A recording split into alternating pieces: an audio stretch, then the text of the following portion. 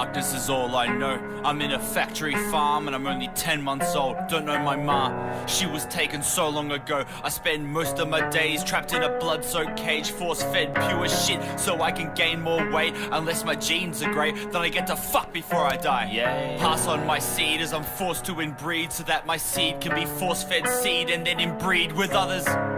My whole life is a waste, and every part of me is you so you can reduce on the waste. While his waste gets fatter, while he pollutes the planet, while he pays minimum wage for someone else to do his killing for him. This ain't a song, it's a warning. Listen up. For all the damage to the flora and the fauna, but this cage is a sauna, and those animals are surrounded by death. They get so fucking stressed that they go and eat each other, have their beaks shaved off and then they're burned if they get too close to each other. All animals are social.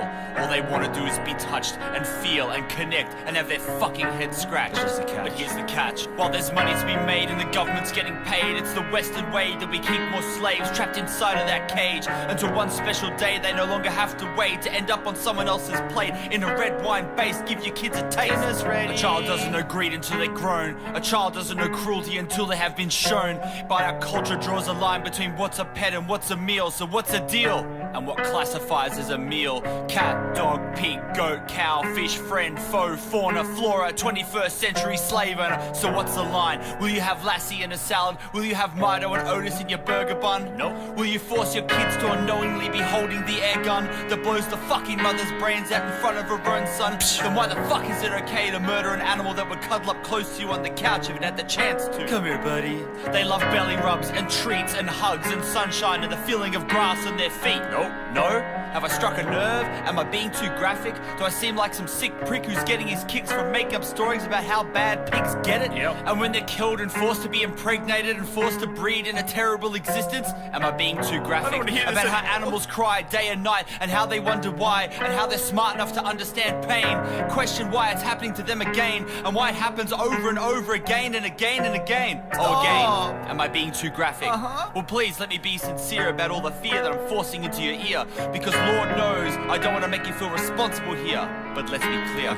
10 times the fear that you feel 10 times a year doesn't compare to the fear that they feel in a day. But at least you're okay. Animals aren't stupid, and neither are you. You know how bad they got it, but you misconstrue. Make up a safe false truth about where you get your food. You buy free-range eggs because it's for the greater good. Because you care for your food. Because you're bending the truth. Living in a false reality, your moral compass is skewed. You let a billion-dollar industry tell you what to do. And as long as you don't have to see, you don't give a shit.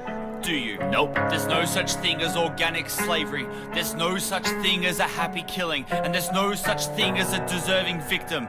No matter what people are trying to tell you and all the spin that you're in. But I get it, I'm just a rambling vegan, playing with the facts to suit my own agenda, trying to scare the kids into ditching the sugar for splendor, trying to change the rules and force us all to do better. We have to give that hippie some freedom, now he's gonna exploit it. But if it's all natural to eat meat, why the fuck do we cook it? And why the fuck is half of the world lactose intolerant? And why over 500 million people eat an egg and they vomit? But rejecting the truth and brushing me off is just wrong. It's like saying that it's cool that we had a Holocaust. Oh God. It's like saying that it's cool to fuck kids or beat women. Oh my God. Or that it's okay to drive after 4 points of heroin. No. Okay. But let's say you don't give a shit, that you are just a pure predator and you can deal with it. Yeah, you can survive all the metabolic disease that you will get, the diabetes and the heart disease that all comes with it, bacteria and the viruses that all lives in the meat, and the fecal contamination because it literally is covered in shit.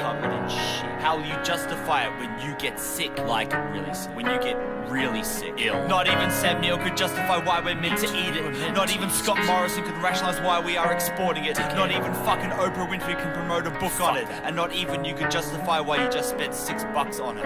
What?